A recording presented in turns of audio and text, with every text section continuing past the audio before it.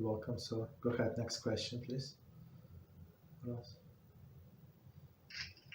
Yes, thank you, Yes. Rabbi. You're welcome. How to know if a Siddur is kosher?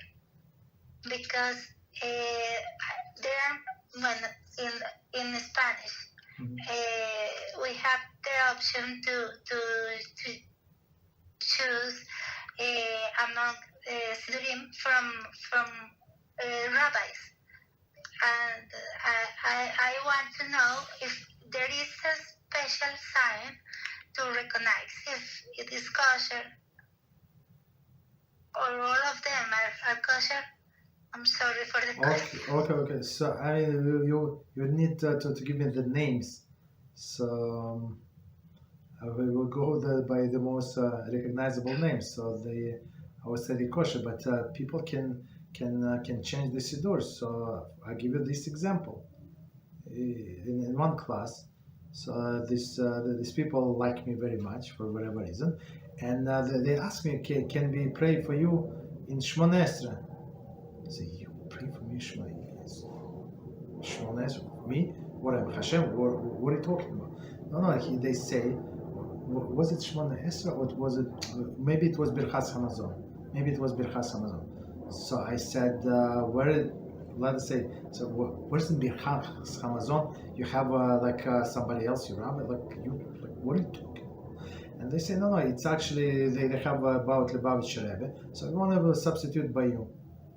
So they, from nowhere, maybe it was even Shmoneh Esrei. I'm not sure, maybe yes, maybe no. It was Shmoneh Esrei on Birchas Hamazon. You understand? So, majority, I guess, is the same, but some things they added from, I don't know, they have this tradition, basically. You understand? So we have to look, the best, I would say, most kosher is get from Artscroll. I'm not sure if they have a Spanish. I think they should have in Spanish. I think. I'm not 100%, but I think they should have. Because the Artscroll is famous for their integrity. And it was a story that is told after, if you ever saw the story of the Artscroll, they just recently commemorated the yahrzeit of the Rabbi Zlatovitz Zatzal, right? The one who the founder of Artscroll. And for many years he was very poor. He started with printing invitations and booklets, all this artwork, right? Very he could hardly pay his rent for many years. And even if he published the first book, I think it was Megillah Esther, still hardly surviving.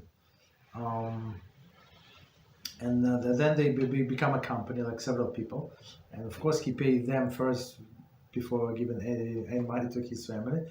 And one time they hire a person to do a translation. I don't remember exactly, maybe from Tanakh or something. And the person did, and he was a scholar. And when somebody was checking, they say he just threw Rashi under the bus. He said the Rashi is not right, but here's a better comment for you. When they understood what happened, they fired that person. No, they gave all the money, in advance to this person, and just we don't want to do anything with you. You throw Rashi away, right, and you do your own commentary. And they found only one place. And they actually replaced it. Was very poor, but they put all the money together again and hired a team of the people of other different rabbis, and they did the job. Right? So semi-kosher people would do what? Just maybe change this place. Maybe he was arrogant in this place. Just check. Maybe the rest of the things are correct. They say no. If it's rotten, if it's not kosher, it's all not kosher. We cannot take any translation from that person. You understand? So that's the integrity. So meaning the God fearing they put above the money. So that's a person you can publish in person, entity that you can trust to. But other people, they do whatever for money, unfortunately. Thank you, Rabbi. You're welcome. Thank you, Rabbi. And my concern was because Kavod Harab answered me last week about the Teilim. We can say at the end of Shabbos at sunset. And Kavod Harab told me that at the end, precisely of Shmoneh Esrei, of Minha, no, I'm sorry, Arvit. Mincha. After Mincha, you're right. After Mincha, it's from 120 to all of this. Yeah. Yes. Okay. It doesn't appear also. There are 10 Tehillim, but in my Siddur there isn't. So I was wondering why there are not, and I understand that we connect with the Siddur, and I have the Siddur from a couple of years ago, and I was very worried that the fact that this Tehillim doesn't appear could make it not kosher. No, this no. Okay. So let me explain. So to everybody. So we know between the Mincha on Shabbos, especially starting from Pesach until the end of the summer. So it's very very long afternoons, right? And some people would eat at home, and in some shows they actually provide the Seudah Shlish, right? That's the third meal. So people would come, right, to the show. Let's say if shul cannot afford, right? Not very rich shul, so they don't provide food. So everybody would eat at home. So they would pray mincha, and they have like 1 hour plus to kill, right? So they would talk lashon hara, right? Of course. Well, what else are they going to talk? And that's Chafetz Chaim warned us many times. He said, better die, but don't join the groups of these the scoffers, right? So, and our sages, of course, they knew what's going on, right? So they put perky overs, right, only without a minimal explanation in a siddur, and they put this 10 tehillim, right, in a siddur. So of course it's going to take time the person to read. So it's going to the person is going to occupy it. So it's not exactly prayer, it's not exactly mincha, and it's not exactly marif. So it's some extra, but just because these things are missing, so it's not halacha. It's just tradition to occupy people this time from mincha to marif. That's it. So that's some people learn perky ovos, some people don't. Me personally, I don't. I mean, I believe it or not, the class before that, we all at the end of the perky ovos, one more Mishnah left, but that's it. So the last time I did perky ovos was many years ago. You understand? So I don't do. But people who are not going to do anything at all and they're going to sit idle or chat with others, so it's better for them to read the perky ovos. Absolutely. But is it halacha? Absolutely not.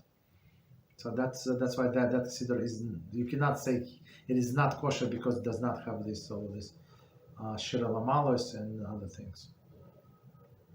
Okay. So yes, yeah, you're good. So I'm not sure what else is there. Like these people, can we bless you? Bless me? Okay, I understand. So okay, go ahead. What else? Yes, thank you, Rabbi. That refers to another question, that if for any other reason can we change of Siddurim, or is better not to change? What do you think is the problem? Can you explain that? For a more complete version of the Siddur, like the Artscroll with the Ilim and other prayers that I know. For example, at the beginning of Shaharit,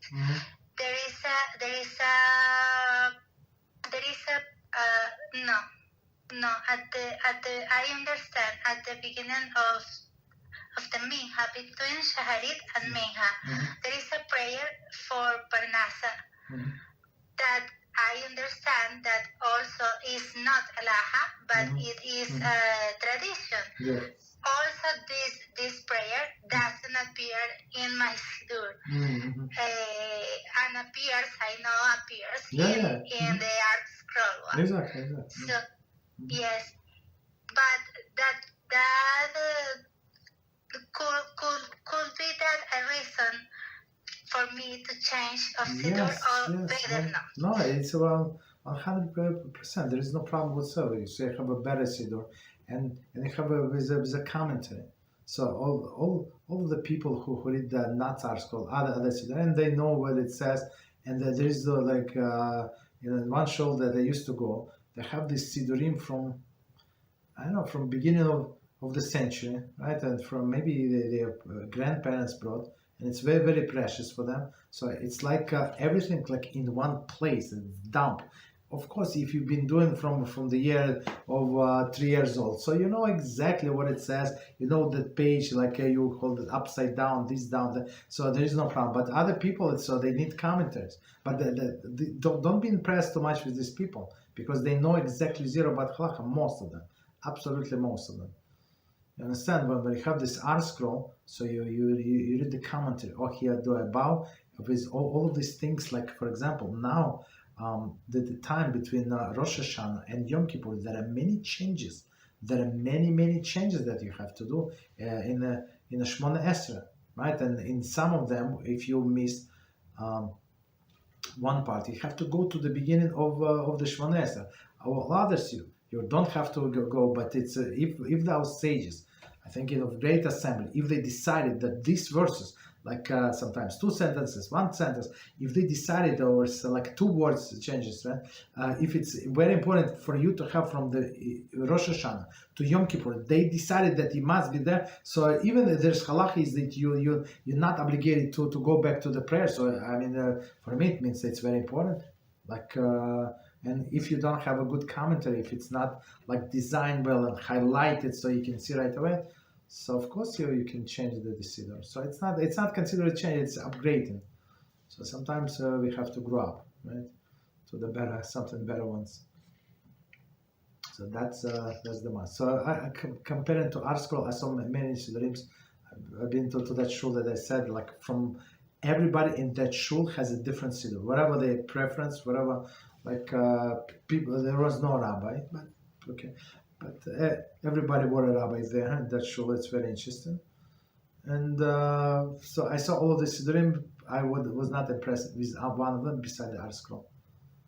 You know, the words are there, but it's not much to learn from these words. In Artscroll, you have this explanation, and even like a tiny print, but for many things. Why we do that?